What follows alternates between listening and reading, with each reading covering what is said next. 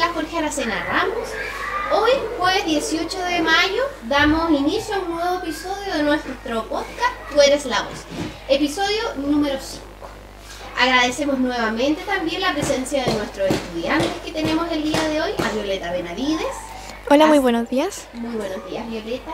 Sebastián Contreras también, que participa el día de hoy. Buenos días. Muchas gracias por su presencia nuevamente, es muy importante, como ustedes saben, para nosotros.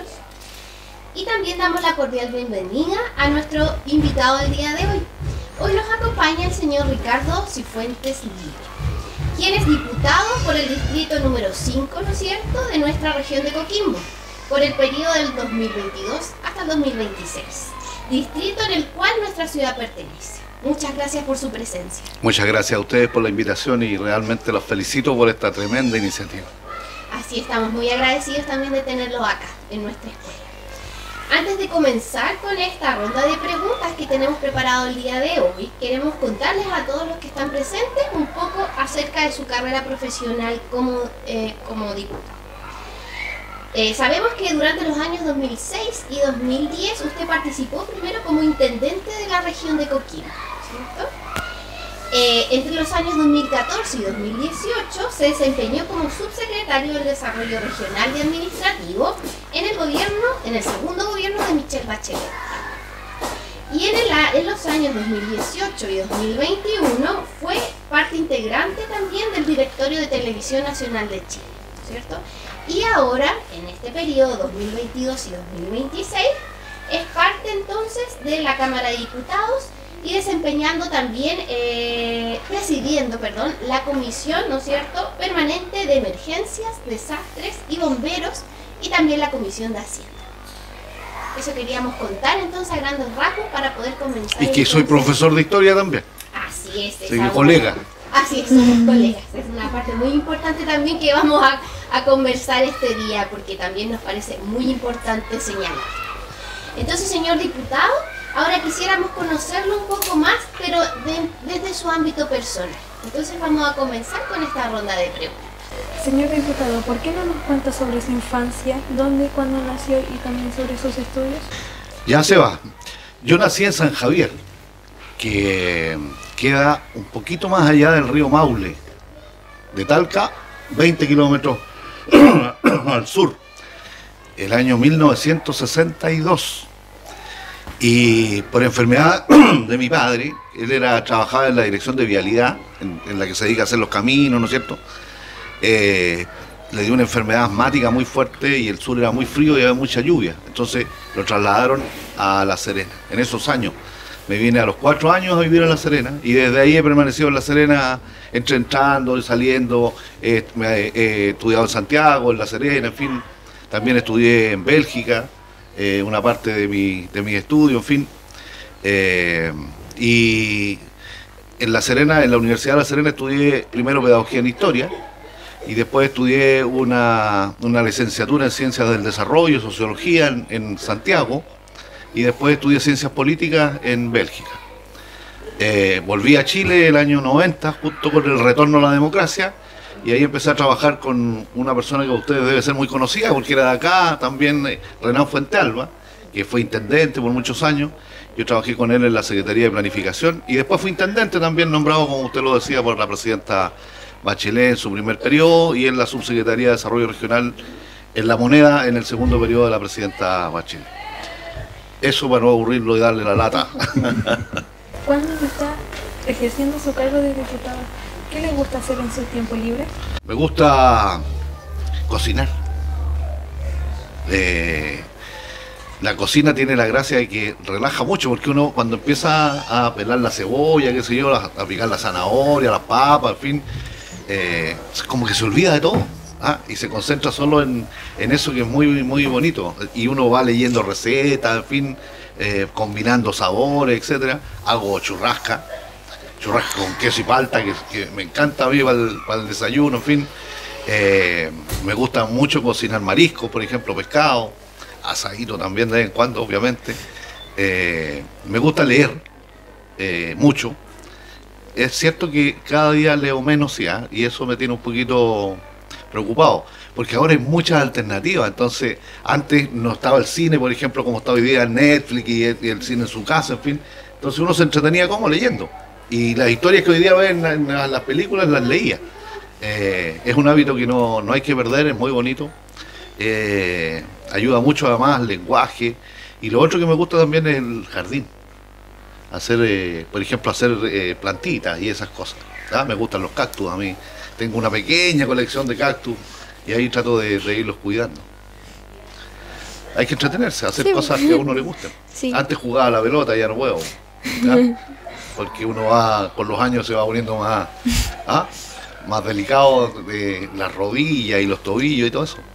Así es muy importante tener como claridad acerca de nuestros hobbies desde pequeños, entonces para poder irlos cultivando.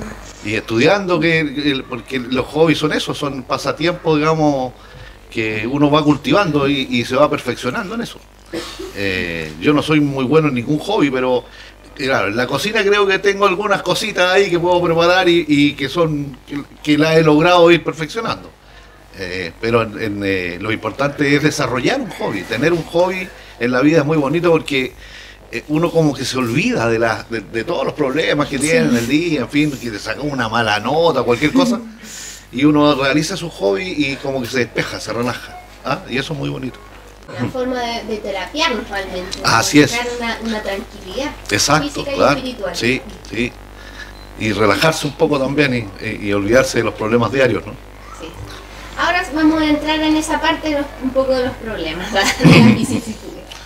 Don Ricardo, queríamos preguntarle ahora acerca de su cargo, del cargo que usted está desempeñando actualmente como diputado. Entonces, Violeta va a hacerle algunas preguntas en ese ámbito. ¿En qué consiste el cargo de diputado? A ver, de acuerdo a lo que define la ley, un diputado tiene 3 funciones.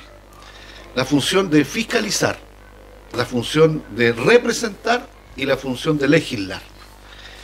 Representar significa que yo me junto con ustedes, con los vecinos. Ahora, por ejemplo, más rato voy a ir a ver al alcalde, después vamos a tener una reunión en la población Mundo Nuevo. Con el alcalde analizamos los problemas de la comuna, ¿no es cierto? Y trato de representar los problemas que él me encarga para buscar en el nivel central las soluciones que se requieren. Por ejemplo, ayer aprobamos una ley de royalty que dejó fuera de IAPEL de una parte del financiamiento. Entonces seguramente ahora yo estoy esperando voy a llegar a la oficina del alcalde y va a tener así una pedida. Entonces yo me llevo eso y represento ese problema en el nivel central. Lo mismo que vamos a hacer en la población Mundo Nuevo, que tiene un problema enorme de alcantarillado en una parte que quedó hace tiempo atrás sin alcantarillado. Entonces estamos trabajando con ellos y yo voy representando esos problemas, se los represento al alcalde, estamos con un concejal, con Eduardo, con el que estamos trabajando en eso también. Voy a una oficina en Santiago o en La Serena, a la oficina respectiva y buscamos cómo hacemos el proyecto y de dónde sacamos la plata. Esa es la primera labor, representar. Por eso que nosotros andamos y recorremos tanto por todos lados, porque queremos conocer las inquietudes de las y los vecinos y representarlos. La segunda función es fiscalizar. ¿Y a quiénes fiscalizamos nosotros? A las instituciones públicas. Por ejemplo, en educación, ¿no es cierto?, hay autoridades de la educación, desde el ministro de Educación, jefes de división, por ejemplo, el jefe provincial de Educación, que está aquí en Illapel, etcétera. Entonces nosotros tomamos los temas y, por ejemplo, puede surgir un problema de cualquier índole con los profesores, con los mismos estudiantes, que ustedes tengan un reclamo, por ejemplo, me lo hacen llegar a mí y yo puedo fiscalizar a través del Parlamento. Hago una intervención en la sala, pido un informe que investigue el problema y lo tratamos de resolver. Y la tercera función es la de legislar, que es de aprobar o rechazar las leyes y presentar también proyectos de ley. Ayer, como les decía, aprobamos un proyecto de ley de royalty que va a ser muy importante, pero yo también puedo presentar proyectos de ley. El año pasado, que fue mi primer año como diputado, presentamos un proyecto para que bomberos tuviese más financiamiento. Ese proyecto lo redacté yo y lo presentamos y se aprobó, fíjate, en el abril, ahora el mes pasado, logramos aprobarlo. Y eso significa que bomberos a nivel nacional va a tener 20.000 millones adicionales a partir del próximo año. En un proyecto de ley que nosotros presentamos y que se legisló, que se aprobó en la Cámara de Diputados y después se aprobó también en el Senado, y ahora el presidente lo tiene que promulgar, firmar. Y yo espero ir la próxima semana a La Moneda o cuando él determine, ¿no es cierto?, acompañarlo en la firma de ese proyecto, que ya no es un proyecto, sino que en ese minuto se transforma en una ley de la República. Eso a grandes rasgos, digamos, y disculpe que sea medio enredado, pero esto es medio técnico a veces. ¿Por qué decidió postularse para ser diputado de nuestra región? Bueno, yo he trabajado en el servicio público desde hace muchos años. Yo me titulé y empecé, y desde antes también cuando estudiaba en la universidad y incluso en la enseñanza media, mi preocupación siempre fue el servicio público y qué pasa, qué ocurre con las personas y cómo interactúan, ¿no es cierto? Cómo resolvemos los problemas de la comunidad. Porque nosotros tenemos dos dimensiones, ¿no es cierto? Todas las personas. Tenemos una dimensión individual, ¿no es cierto?, cada uno de nosotros, nuestro pensamiento, pero tenemos una dimensión social muy importante. Interactuamos todos los días y a cada rato con las personas. Y esa interacción a veces genera muchos problemas. Es muy beneficiosa en muchas cosas, porque nos ayudamos entre nosotros, la familia, por ejemplo, los vecinos, etcétera. Pero a veces también hay muchos problemas, la delincuencia, la drogadicción, y esas cosas a mí siempre me preocuparon. Entonces, por eso que yo elegí servir a la gente, digamos. Y para eso me ha tocado la suerte, digamos, de estar en distintos lugares, siempre pensando en el servicio a los demás y cómo resolvemos los problemas de la comunidad. Esa es como mi inquietud más fuerte. Gracias. También, claro, el participar de estos cargos políticos públicos requiere también de esa parte muy importante, el ponerse en el lugar del otro, entender las dificultades que vive el otro en el día a día. Y suele suceder que para nosotros, y lo conversábamos en un momento, es muy difícil poder entender cuál es el verdadero trabajo que hace un diputado, siendo que siempre los vemos como en la Cámara, tal vez en una semana distrital, en algún lugar, ¿no es cierto? Pero es difícil llevarlo como a la práctica y entender realmente las funciones que ejerce. Sí, mira, le voy a dar otro ejemplo para que se pueda entender. Nosotros legislamos hace un mes y medio, 2 meses atrás se aprobó un proyecto de ley muy bonito que es, ustedes saben que nosotros tenemos el TEA, es la dificultad que tienen muchos niños. Se estima que el 20% de los niños en Chile hoy día y en el mundo tienen una dificultad psicológica, psicosocial, digamos, para relacionarse entre ellos. Por eso aprobamos una ley que lo que hace es proteger a esos niños que son un poquito especiales, que tienen dificultades de relación, pero que a veces también tienen dificultades para entender, tienen a veces dificultades para desplazarse, en fin. Eso antes no existía tan claramente como existe ahora. Y ahora estamos en pleno proceso de implementación de esa ley que genera, por ejemplo, al colegio le va a poner obligaciones adicionales respecto de cómo tratar a esos niños de manera especial. A los profesores va a haber que capacitarlos en que entiendan que hay una dimensión especial en algunos niños, en fin, que requieren un poquito más de atención en eso. En el Ministerio de Salud también tenemos que hacer arreglos porque en los hospitales tenemos que capacitar a los médicos, a las enfermeras, a los auxiliares, porque estos niños requieren de una atención especial. Entonces, eso antes no se conocía mucho. Ahora, obviamente, con todo el desarrollo de la medicina y de la psicología, ¿no es cierto?, eso pasó a ser una necesidad. Y fíjate que el 20% de nuestros niños requieren de esta atención especial. Eso se hizo una ley, y para hacer esa ley se requirió la participación de senadores y diputados en este caso. Entonces, ahí tuvimos una labor muy importante que desarrollar. Y ahora estamos organizando a las entidades donde participan las mamás, los papás de esos niños. Aquí en Illapel ya tenemos una organización, tenemos una también en Salamanca, estamos apoyando una en Los Vilos, en fin, hicimos un seminario para dar a conocer los contenidos de la ley y en qué beneficia a estos niños. Todo eso es nuestra labor y lo hacemos prácticamente todos los días. Es más o menos como para apoyar lo que nos dice el diputado, es lo que vivimos nosotros cuando trabajamos el día de la concientización del espectro autista. Eso es. Ya es lo que hemos trabajado nosotros como escuela, es uno de nuestros sellos. Tiene relación a la diversidad, al apoyo a la diversidad y entender la diversidad como tal. Entonces va como de la mano de la ley del TEA, que se está diciendo la ley. Exacto. ¿Cierto? Usted lo dijo mejor que yo. Claro, pero nosotros también lo trabajamos acá en la escuela, bueno, los Sí, niños saben. sí. Nosotros tenemos un compañero en octavo que ¿Ya? se llama Álvaro. Y él solo... A él no le gustan los ruidos. Entonces cuando, por ejemplo, estamos como en la sala, hablando muy fuerte, él viene, se tapa el oído y sale de la Sí, clase. claro. Entonces igual a nosotros como que no... Como que nuestra profesora igual nos dice así como que tengamos un poco de empatía con él y todo eso, entonces igual hemos como aprendido así como a tener más empatía con él y con nuestros otros compañeros porque es así, pues. Mira, fíjate que es tan importante lo que está diciendo que ¿qué pasaba con ese niño antes? A ese niño lo aislaban. Consideraban que él tenía una enfermedad biológica o algo por el estilo. Y ahora lo que estamos haciendo es lo que decía la profesora, lo estamos integrando. Y lo que haces tú, ¿ah? Ahora tú dices, mira, este niño tiene, no es que sea peor o mejor que nosotros, no, tiene una condición distinta y esa condición no lo inhabilita para su desarrollo futuro. Lo tenemos que cuidar más, claro, tenemos que ponerle un poquito más de atención porque él tiene ciertas condiciones, conductas que le afectan mucho y por ejemplo el ruido es una condición a veces bien compleja porque hay muchos niños que con el ruido se inquietan y les empieza a doler la cabeza. Y ahí hay una experiencia súper bonita. Yo me alegro de lo que tú has dicho porque eso es muy práctico y nosotros tratamos de trabajar en eso, ¿te das cuenta? Sí. Entonces qué bueno que lo digas porque estamos como conectados, digamos, ¿no? Yo me siento conectado a eso y no como que andamos por allá nosotros y ustedes por acá.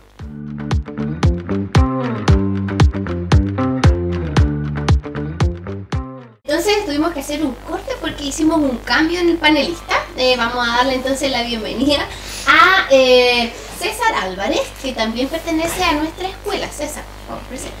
Bueno, un gusto estar otra vez aquí en este podcast, Tú eres la voz.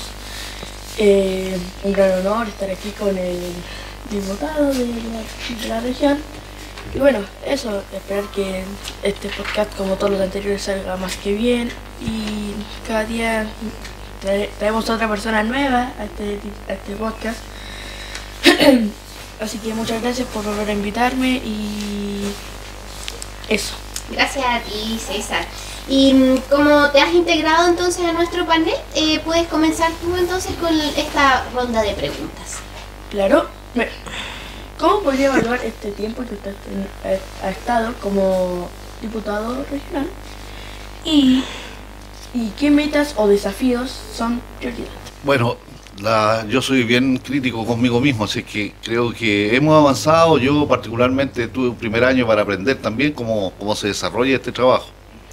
Y hemos logrado algunos éxitos también, como el que les comentaba recién de los bomberos, que es una ley que yo aprecio mucho porque había que ayudar a bomberos, que es una institución tan querida por nosotros, pero que requiere recursos, y uno los ve pidiendo plata en la calle, haciendo rifa y cosas, cuando deberían estar cuidándonos de los incendios y cosas por el estilo. Entonces, ahí tuvimos un logro, pero también creo yo que hay mucho que aprender todavía en el futuro.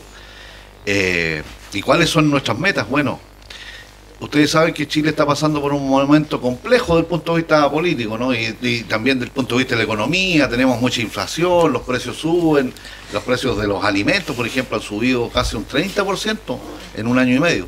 Y eso nos afecta a todos, pues nos afecta al bolsillo, a su padre, en fin. El sueldo sigue siendo el mismo y los precios del arroz, de la harina, del aceite suben y suben y suben. Entonces, tenemos que tomar medidas para que eso se resuelva. No es como antes, hace 3 años atrás, los precios prácticamente se mantenían estables. Hoy día eso no es así y tenemos que volver a que eso ocurra. Y para que eso ocurra, tenemos que tomar medidas. Y las medidas normalmente se toman a través de leyes. Y ahí nosotros tenemos que intervenir en conjunto con el gobierno, ¿no es cierto?, para legislar de tal manera que estas cosas vuelvan a tener un equilibrio, digamos. Ahí tenemos un desafío y una meta muy importante. Nosotros queremos que ojalá el próximo año ya tengamos la inflación, que es esto del aumento de precios, ya nivelada, digamos, más estable, de tal manera de que las personas podamos tener un poquito más de certeza. Hoy día hay mucha dificultad para llegar a fin de mes. El esfuerzo que hacen los papás en esta materia es increíble.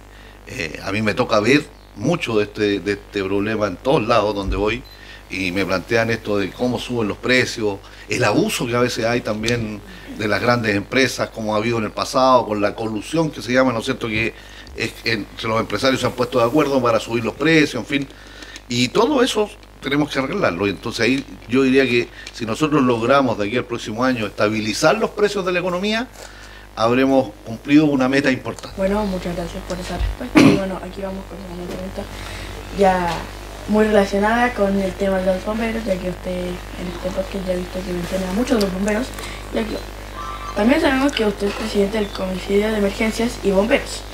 ¿Cómo fue la experiencia de ser presidente de esta comisión y su importancia, aporte en el proyecto de ley que apoya a esta institución? Como les decía, nosotros cuando llegamos en marzo del año pasado, y a mí me tocó comenzar a presidir esta comisión, en donde trabajamos 13 diputados, todos los diputados, que somos 155, nos dividimos en comisiones, ¿ya? Para realizar el trabajo específico. Ahí se discute la ley en detalle y después se vota en la sala. Entonces, en este trabajo, que me tocó presidir a mí, tuvimos una primera reunión con los bomberos, con la Junta Nacional de Bomberos, y los escuchamos y les preguntamos cuál era el problema, cuáles eran sus necesidades. Bueno, y ahí nos trajeron un listado, pero volado de problemas. Entonces, nos pusimos a trabajar y yo pedí una entrevista con el ministro Marcel, el ministro de Hacienda, y le dije, oiga, ministro, esto no puede ser, ¿cómo vamos a tener los bomberos así, en estas condiciones? He viajado y no sé si ustedes conocen el cuartel de bomberos que hay aquí a la salida hacia Salamanca, uno que se está recién empezando a construir, en unas condiciones horrorosas. En Coquimbo me tocó ir a ver un cuartel de bomberos que se llueve. O sea, los bomberos que se quedan a dormir en la noche se llueven. Y eso no puede ser para toda la ayuda que ellos nos prestan. A uno se le empieza a incendiar la casa. ¿Quién llega primero? Los bomberos. Y ustedes vieron lo que ocurrió en el verano con los incendios en el sur. ¿Y cómo se la jugaron? O los incendios en Montepatria, que al ladito nomás.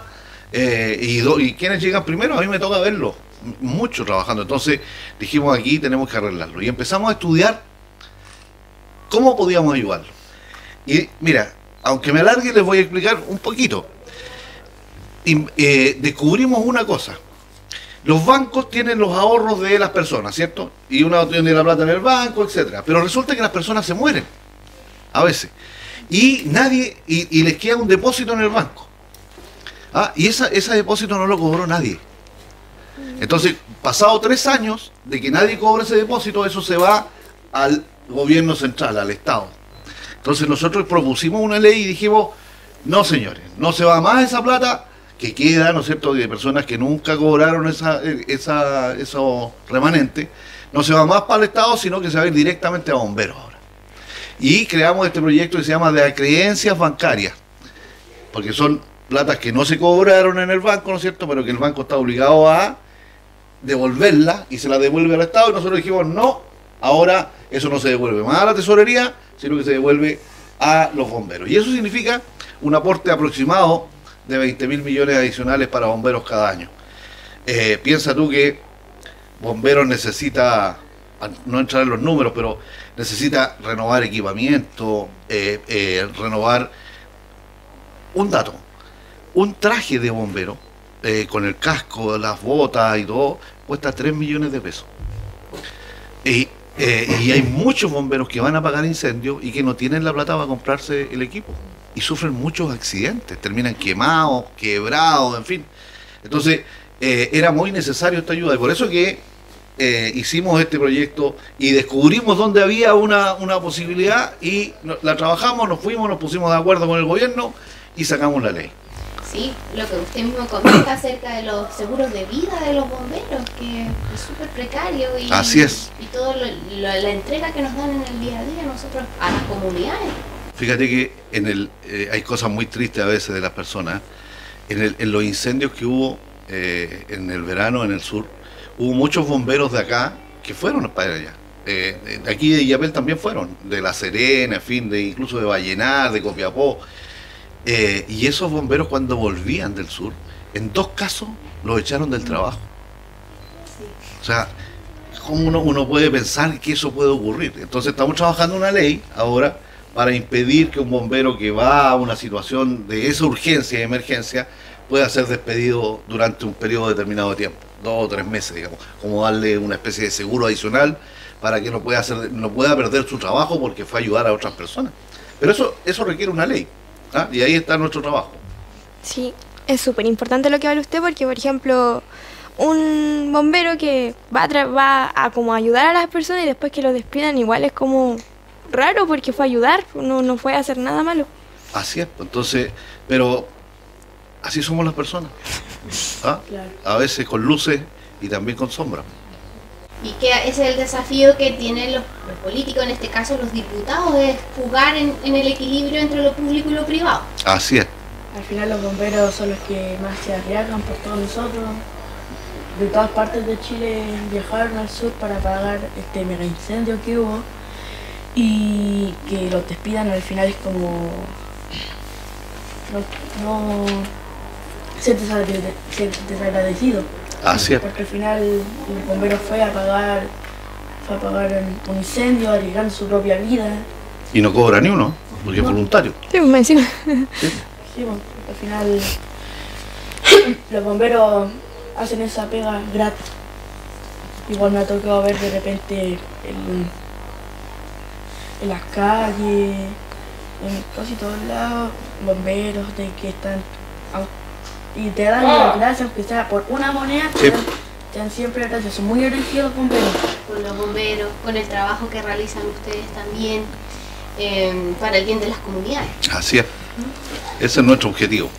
Sí, estamos muy agradecidos también por las propuestas que ha hecho usted también en su comisión. Sobre todo, como hablábamos, del tema de quién se preocupa de los bomberos realmente. ¿Quién se preocupa de Sí. Así que, bueno, ahora, señor diputado, queremos pasar a otro índole de preguntas. Queremos hablar un poquito acerca de la relación con la educación. Porque sabemos que usted, como nos comentó anteriormente, es docente, ¿no es cierto? Su primera carrera está relacionada con la educación, es profesor de Historia y Geografía, ¿no es cierto? Estudió en la educación básica en una escuela, yo creo que muy parecida a esta, ¿no es cierto? Con las vicisitudes que tiene, la infraestructura y todo lo demás, ¿no es cierto? La enseñanza media la hizo en un liceo también, ¿no es cierto? Fue parte de dirigente del centro estudiantil también en la educación media. Entonces, todas las preguntas que vienen ahora van en relación a esa área. Muy bien. Entonces, vamos a dejar a Violeta que la pueda realizar. ¿Cuáles son los desafíos que usted considera que existen en la materia de educación a nivel nacional? Son muchos. Y ahora con la pandemia, sobre todo, lo que ocurrió con la pandemia, todavía ahora tenemos más que antes. Fíjate que hay 50.000 niños que abandonaron la educación y no han vuelto a clase. Hace 2 años. Niños como ustedes, ¿ah? Que se retiraron del sistema y que probablemente no van a volver. Entonces estamos haciendo un tremendo esfuerzo. Hay una campaña ahora de voluntarios para que esos niños puedan tener un tutor o alguien que los ayude, ¿no es cierto? Porque ¿cuál es el problema? Si tú te fuiste de la escuela y no regresaste el año pasado, por ejemplo, no tuviste ningún contacto con los profesores, ese niño debe tener hoy día una diferencia, digamos, de los conocimientos que debió haber tomado el año pasado, y él se siente mal. Incluso yo creo que les da vergüenza volver porque sus compañeros hoy día están en otro nivel. Entonces necesitamos darle un apoyo especial a todos esos niños, e incluso mejorarles la autoestima. Desde ahí hay que partir, creo yo, y los profesores esto lo entienden muy bien.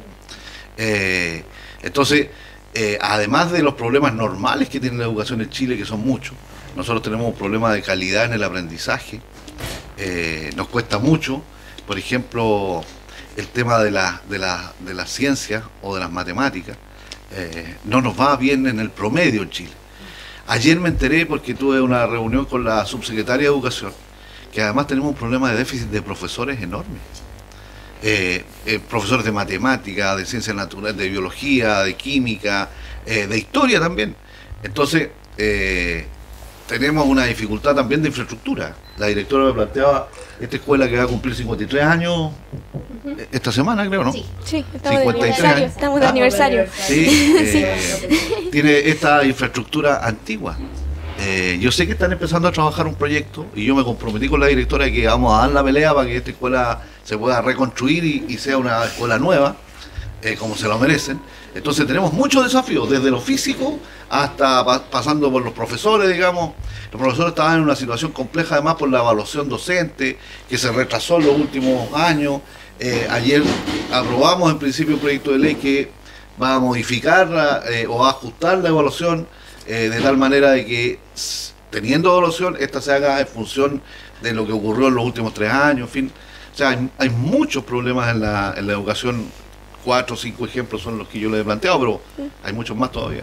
Está el tema de la alimentación incluso. También sí, ¿Ah? sí, ¿No lo vaya a plantear el tema de la comida? la alimentación sí. Ah. Aquí es un problema, aquí en nuestra escuela principalmente es un problema porque hay algunos niños que aquí que se saltan el almuerzo, se saltan el desayuno porque no les gusta.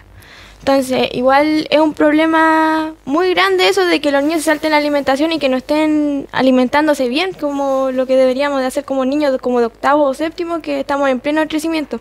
Sí, pues, es bien preocupante. Yo me encuentro con muchas denuncias de parte de estudiantes, también de profesores, de a veces la calidad de la alimentación que se prepara. A veces las empresas no dan la calidad que se exige cuando se comprometen en las licitaciones, en fin. Tenemos un tema también de que me encontraba yo con muchos reclamos de los estudiantes porque le ha ido disminuyendo la sal a la comida. Sí. ¿Ah? Aquí pasa eso, ¿no? Aquí no, en el DOR que es el liceo, ¿Ya? el Domingo Ortiz de Rosa, Sí. ahí está pasando eso que le están dando de a poco. Sí, pues le están disminuyendo de a poquito la sal, Sí. lo que es una muy buena idea porque Sí. la sal parece que cuando uno llega ya, cuando uno tiene sus añitos, empieza a pasar la cuenta, pues igual que el azúcar. ¿Ah? Dicen los médicos, yo no creo tanto en esa cuestión porque a veces dicen los huevos hacen mal y después como a los 2 años dicen no, si los huevos son lo mejor del mundo. Entonces hay cosas a veces que sí, a veces que no. Ahora dicen que esta cuestión, ¿cómo se llama? El endulzante. El endulzante ahora hace mal y Claro, tanto- y hace 10 años atrás todo el mundo decía no, no consuma más azúcar ahora, endulzante nomás. Y ahora resulta que nos dicen que... Diabetes tipo B. Claro, sí. Entonces, todo tiene sus bemoles, pero ahí hay otro desafío, pues, el desafío de una mejor alimentación. Es una pena que no coman los niños, no se alimenten, porque el Estado hace un gran sacrificio. Es mucha plata la que gasta para que tengan su almuerzo y que no lo aprovechen es una pena. Yo me acuerdo cuando yo estudié en la escuela que tú hacías mención, en la escuela pública, la escuela 38, Pedro Aguirre Cerda de La Serena. Ahí no teníamos... el almuerzo, ¿saben qué era? Era esta harina de lentejas, ¿cómo se llama? Era mala. Era de porotos también. Y a media mañana nos daban una leche con Quaker y unas galletas, así unas galletas grandes. ¿Ah? Sí. Y lo que uno se comía eran las galletas, porque la leche era re mala. Pero nos obligaban a tomarla y yo agradezco ese hecho que nos hayan obligado porque... Por eso te hace bien para los huesos. sí, claro, obvio. Hoy día tendría problemas de descalcificación mayores si no hubiese aprovechado esa leche. Y eso es lo que hay que transmitirle a nuestros estudiantes también. Bueno, en honor al tiempo queremos finalizar entonces esta entrevista, señor diputado, y nos vamos a solicitarle que César le haga la última pregunta. Bueno, para finalizar este podcast, a lo mejor aquí en la Escuela Jorge Aracena Ramos y en todos nuestros oyentes hay algún niño o niña que quiera ser diputado. Entonces, ¿podría enviar un saludo a la comunidad escolar de la Escuela Jorge Aracena Ramos? Por supuesto, le mando un gran abrazo. ¿Esa es la cámara? Esa es la cámara. Le mando un gran abrazo a todas las niñas y niños de esta gran escuela que cumple 53 años mañana, parece que el 19 de mayo. Así es que feliz cumpleaños. Porque ustedes son parte de la comunidad, pues, así que son ustedes los que tienen que celebrar. Y al que quiera ser es un servidor público primero, antes que diputado, concejal, alcalde, senador, presidente de la República, a lo mejor de aquí va a salir el próximo presidente de la República o presidenta de la República. Lo único que hay que tener en esto es ganas de servir a la comunidad. Es una pega a veces un poquito cansadora, es muy criticada, nos tratan a veces más o menos nomás, pero a los que nos gusta esto hay que echarle para adelante, porque cuando uno logra resolver un problema de una persona o de un grupo de personas, ahí está como la parte más bonita de este trabajo. El poder contribuir a una mejor sociedad debiese ser obligación de todas y todos nosotros.